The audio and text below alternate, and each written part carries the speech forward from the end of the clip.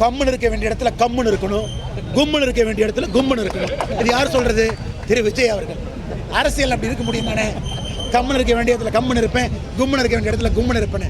திரு விஜய் அவங்ககிட்ட கேளுங்க, ஐயா கம்முன்னு இருங்க, கும்முன்னு இருங்க, பேச வேண்டிய இடத்துல பேசுங்கன்னு நீங்கள் விஜய்கிட்ட சொன்னாவே நல்ல அரசியல்வாதியாக வருவார். இவ்வளவு பிரச்சனை நடக்குது, இவ்வளவு சண்டைகள் நடக்குது. நான் பேசவே மாட்டேன், நான் வேடிக்கை மட்டும் பார்ப்பேன்னா உங்களை நம்பி எப்படி மக்கள் ஆட்சி பொறுப்பை கொடுப்பாங்க? தப்பா தப்புன்னு சொல்லுங்க, சரியா சரின்னு சொல்லுங்க. ரோட்டுக்கு இந்த பக்கம் இருங்க அல்லது ரோட்டுக்கு இந்த பக்கம் இருங்க, நடுவில் நின்னா எப்படிங்க ஐயா? வண்டி நடுவில் தானே வரும். அதனால் திரு விஜய் அவர்கள் நியாயப்படி மக்களுடைய உணர்வு இன்னைக்கு எந்த பக்கம் இருக்கு?